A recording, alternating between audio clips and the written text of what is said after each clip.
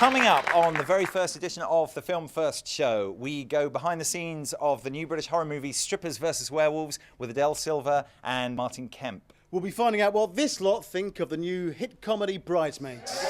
We'll be hearing from James McAvoy and Michael Fassbender about the new hit superhero movie X-Men First Class. But first, some film news.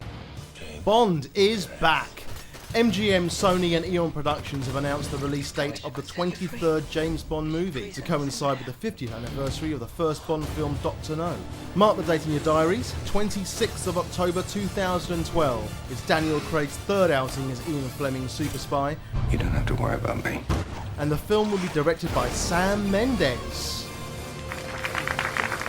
Bond is black. That's a headline I'd like to see. Isn't it 50 years, isn't it? About time for a black Bond? No. James Bond. Idris No. Elba is No. James Bond 007. Speaking of Daniel Craig, the trailer for David Fincher's adaptation of Stieg Larsson's bestseller The Girl with the Dragon Tattoo was unleashed this week, giving a taste of what's in store from Daniel Craig, Rooney Mara and token Swede Stellan Skarsgård.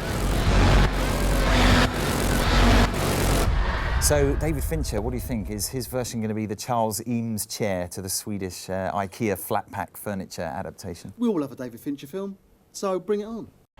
Vin Diesel, still white hot following the success of Fast and Furious 5, and director David Twohy have both gone on record this week about a new Riddick movie, the third in a trilogy which began with Pitch Black and The Chronicles of Riddick. Titled simply Riddick, the third film sees our anti-hero betrayed and left for dead and battles bad guys aplenty before returning to his home planet to save it from destruction. And now back to Bridesmaids. The Hangover Part 2 has already proven itself the biggest hit comedy of the year so far. It has some pretty stiff competition this month from a brand new group of girls who make the Wolfpack look like a bunch of sheep. From actor-turned-director Paul Feig, previously best known as fantasy baseball guy in Judd Apatow's Knocked Up. Hey, Pete, don't let the door hit you in the vagina on the way out. It is the brand new, bound to be a big hit comedy, Bridesmaids. Lillian, honey? Beautiful, breathtaking. Just so pretty, it makes my stomach hurt. Lillian, I don't know what to say. You look. Megan, are you okay? Oh. I think my dress was probably just tight. Oh my God. You got food poisoning from that restaurant, didn't you? No, I had the same thing that she had, and I feel fine.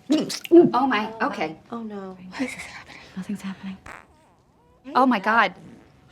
You know, I don't really care which dress we get. It doesn't matter to me. I just need to get off this white carpet. No, okay. No, not the bathroom. Everybody, go outside. I'm serious. It was so much funnier than I expected it to be. I almost wet myself 3 or 4 times watching it.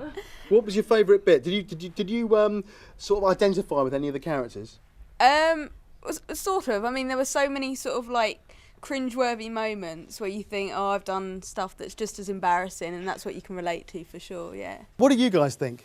I was a bit sceptical, but I was definitely impressed. I loved it. There's so many times that we've been through the exact kind of they've got it right. They've got it sort of perfectly the way girls sort of talk to each other. It's true. Do you want to tell us a little bit about the situations that you identified with, please? The bit on the plane where they're like, oh, you're so beautiful. I love you so much. Yeah, definitely. And when they're in the coffee shop at the beginning, when they get cream on their lip and they don't tell each other. Yeah, we've been there. Yeah. You appear to be a man, sir. I am, yes. Yeah, what did you think about Bridesmaids? Oh, I loved it. It's probably about 10 times better than Hangover Part 2. Really? Yeah. Really? What were you expecting? Were you expecting for it to turn out the way it did? Yeah, definitely. I mean, Kristen Wiig, who's a star and who co-wrote it, she's amazing. She's a great actress on Saturday Night Live, and it's just hilarious. What did you think about the cast? I thought the cast was fantastic. I thought everybody was really well cast, and it just really held together quite well. Yeah. And it was very cringeworthy and uncomfortable in places, but that just made it that much more funny. Planning a wedding should be fun. You know what? If I ever had a wedding, I'd want everybody to be stress-free. You know, I'd like it to be like a carnival, like people win prizes for guessing the bride's weight, and dunk tanks. Yeah. You know. You could have elephants, and the bride and groom can walk on a little tightrope. Okay, what you're talking about there, that's a circus wedding. Oh. It's a totally different. All right. You missed it. So, So, Mr. Hughes, what did you think of Bridesmaids? I absolutely loved it. I have to say, all I ask of a comedy is for it to be funny all the way through, and this was an hour and 45 minutes of pure comedy bliss.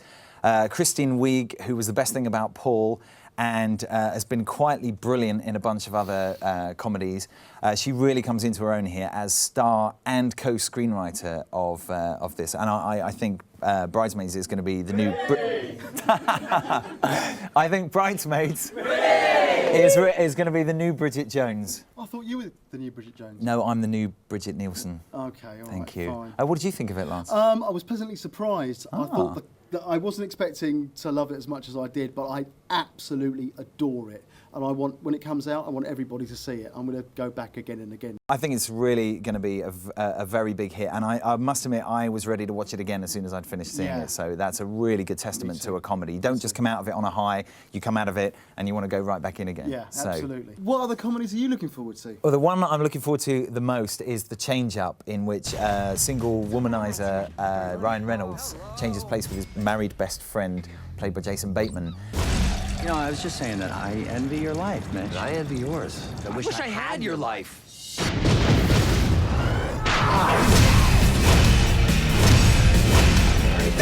What do I tell Jamie when she wants to have sex tonight? You're not having sex with my wife, Mitch. She comes at me like a hurricane. A guy can only withstand so much.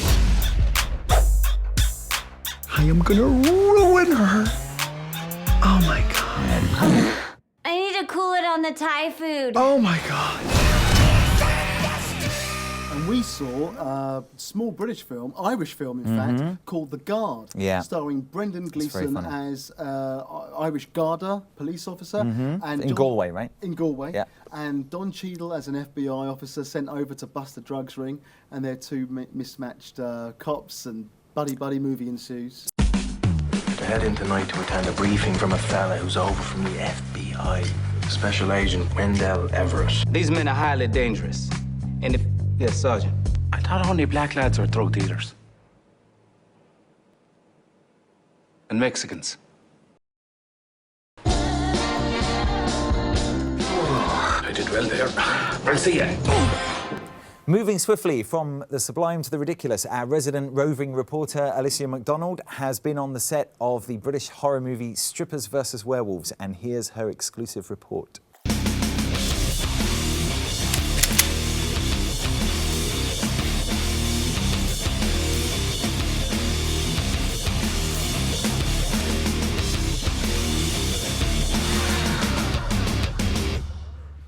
Well, I'm here on the set of Strippers vs. Werewolves, and with the lovely Adele Silva. Welcome. Thanks for talking to us. The clue's kind of in the title, but what's the brief synopsis of Strippers vs. Werewolves? Well, you're used to seeing like guy werewolf movies, aren't you? Yeah. So obviously we throw in like a few strippers. Nice. Girls come out on top.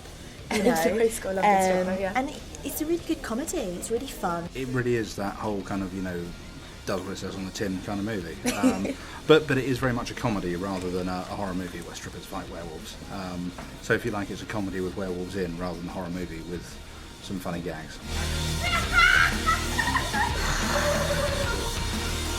Where did the idea come about for this? It came to me randomly as a spec script out of the blue, and I read it and loved it and phoned my partners, and they thought I'd been in the pub all afternoon and been drinking.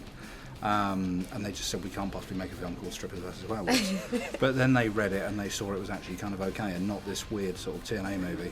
So we got going. Tell me about your role in this. You're scary. Oh, my role in this film is literally the smallest little cameo you've ever seen. I play Mickey the werewolf, who lasts about 30 seconds, but I wasn't going to be in it. Well, I wasn't going to be in it, and the other day Jonathan Softcott said to me, "Oh, we need someone for the opening scene. We haven't got anybody. We're looking for a name," and he was pointing at me all the way through it, you know, and I was like, okay, all right, I'll do it. How is it working with Martin? Because he directed you in a short in Karma Magnet. Yeah, and so he directed you then, and now he's acting with you. I know. How is that mental? Like, how has it worked out? It was cool actually. I mean, he was a great director and I worked with him, and he was great to work with. It was a bit weird actually seeing, because they've kind of like, with him being a werewolf, they've like over exaggerated, like it still looks like him, but he doesn't. So it was a bit weird kind of like looking, because I was thinking it's like really you. Hi, I'm playing Danny. Just come out of makeup. I've had my bite done because I've already been bitten by one of the werewolves. Just waiting to do my bit. They've got to bloody me up. So when we shot the scene before, I was lying in a pool of my own blood, which was quite gory. Well, I've had a lovely day on set of Strippers vs. Werewolves here in the stunning Hustler Club in Croydon. I'm off to go and get a bottle of Cristal and a lap dance, so I'll see you guys later. Be sure to catch Strippers vs. Werewolves when it hits screens later this year. Coming up in part 2, we've got stand-up comedian Richard Sandling with the DVD and Blu-ray reviews. And with us in the studio, cinema, is director of The Holding, Susan Jacobson. We talk to the director of Senna and the stars of the smash hit movie X-Men First Class, James McAvoy and Michael Fassbender. And we've got loads of competition prizes to give away. And so much more, you'd swear you were watching the director's cut. So as Larry Sanders would say, no flipping! No flipping!